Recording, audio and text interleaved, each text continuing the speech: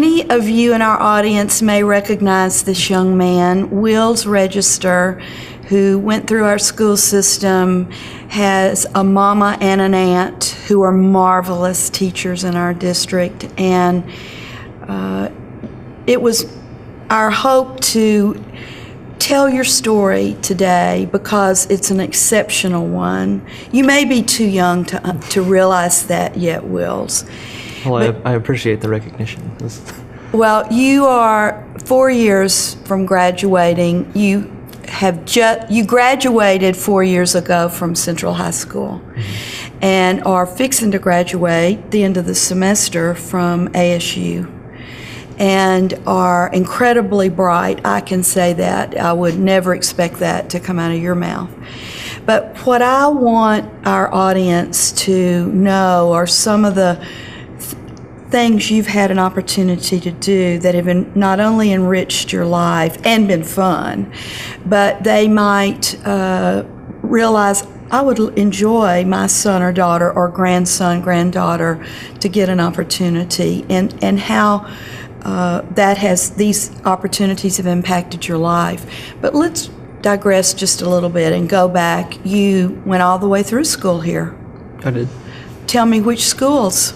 I started off at Crockett Elementary, just down the street, and I've been there all 6 years for the elementary portion, and then came to Glenn for my whole middle school, or junior high as we used to call it, career, and then on to Central for the rest of that until I graduated. So.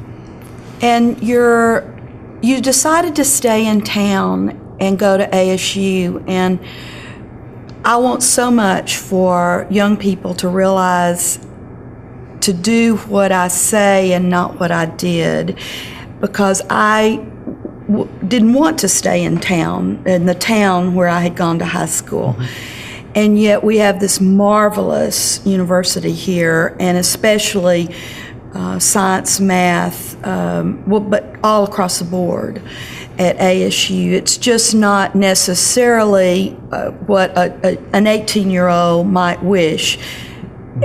Mainly because they want to spread their wings, and that's developmental. That's not speaking badly of someone. And you did very well in school.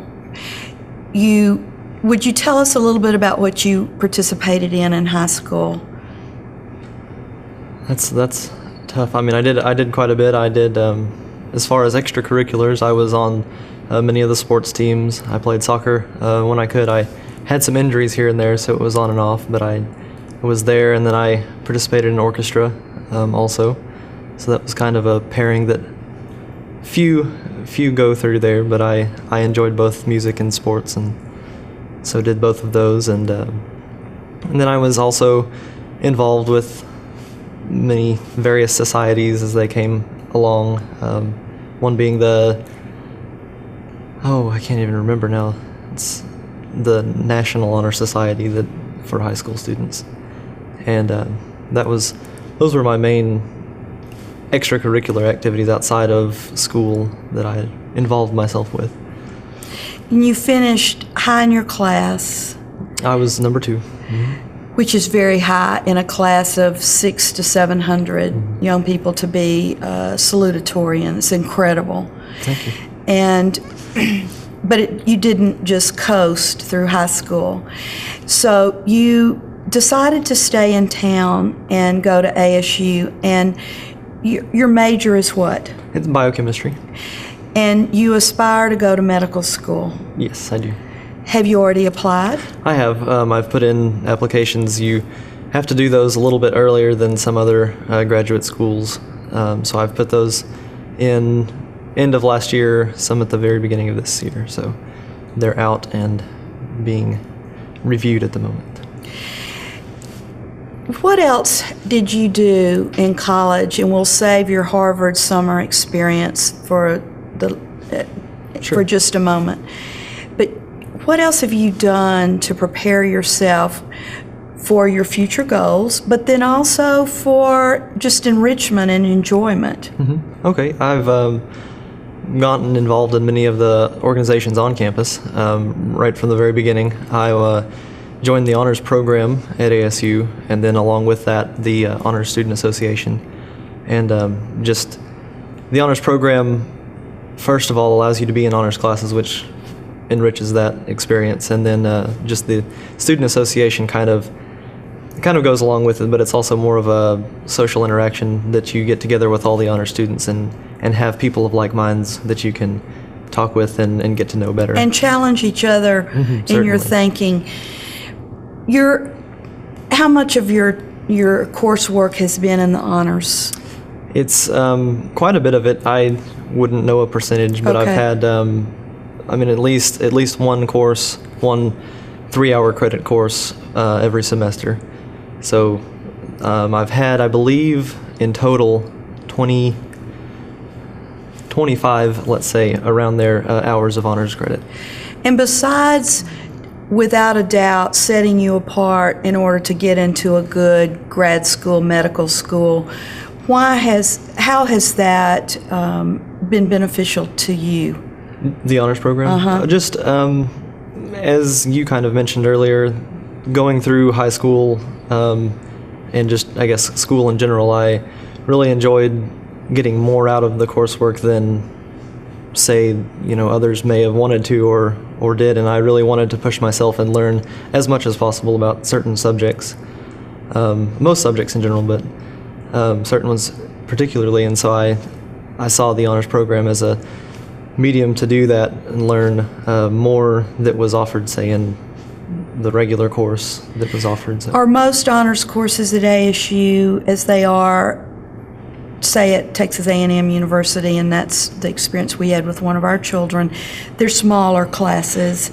Yes, that's one of the benefits that they tout for those honors classes. They are smaller classes. There's more one-on-one interaction with the professor, and they are always taught by a professor. You don't, especially with larger universities, you don't have any like TA or graduate assistants teaching those. So, and I don't know who taught all of yours, but I would bet they were some absolutely phenomenal professors. I certainly think the ones that I've met in the sciences at ASU are outstanding. Now let's talk, did you do other things in the summers that challenged you and enriched you? I did.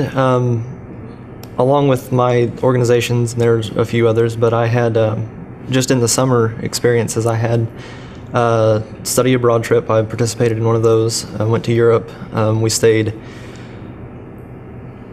some weeks in London and then went on to Paris and 2-3 cities in Germany that we also visited in that 1 month period during one of my summers, and that was Why is that important? Why has that helped you? Why are you a better person because of that experience? One of the things that they told us, trying to get us to go on these trips, was, come on these study abroad trips because you'll experience other cultures. And, sitting there thinking about it, it's like, well, yeah, okay, that's fun and good. But mostly you want to go see the other countries and it's a good trip. But coming back and really trying to get into the job market, or at least graduate school, medical school now, it really opens your eyes to, yes, this is important, understanding other cultures and other viewpoints that people have from all over the world. And that was really one of the things that I took away more than anything from that trip, even without trying, because you're there, you're immersed, and it just kind of gets into you. So it was definitely a good experience as far as the multicultural, multi-viewpoint aspects of that. Well, and it's one more little piece on your resume that I see as setting a young person apart, that you weren't fearful to go into other cultures with all the things that are going on in the world. Well, I'm glad that even in retrospect that you can articulate how powerful experience. I think as you grow older, you'll even realize other ways that has been a powerful experience for you in your maturity and in your thinking. All right, now let's talk about your Harvard experience. What was it that you went to do? I went to be a research assistant or an internship with one of the alumni of ASU who has gone on to medical school and then also got a PhD and is working as a research scientist, a physician scientist in one of Harvard's labs at Mass General Hospital.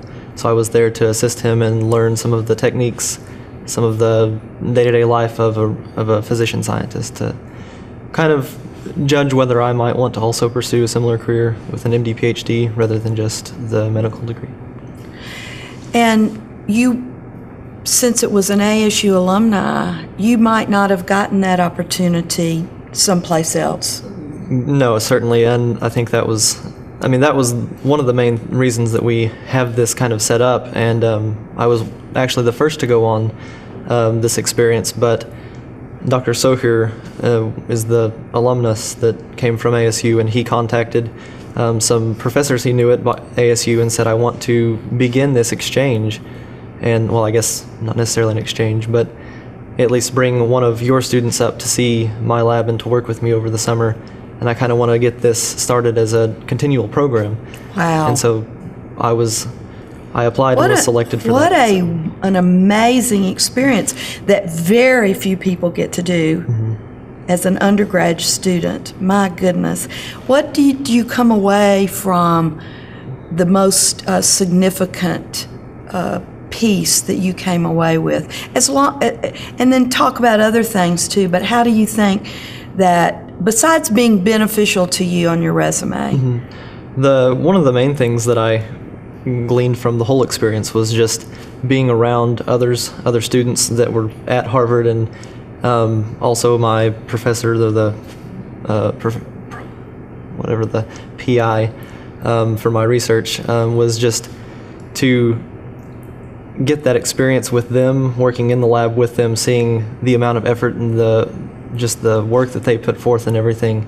Everyday life is so intense, and it's so intensified just because they are that great of individual. So being around that really motivated me to further increase my efforts, just because you don't see that every day, but there you're pretty much surrounded by it because many of them are that caliber of student and person. So that was a very good experience. And you got to be a little fly on the wall to oversee conversations that a lot of people don't get to see about how hard research is. Definitely. And not only just to keep funding soft money from grants, I would bet he is having to do that and to support his own work, but just it's not just going in a lab and no.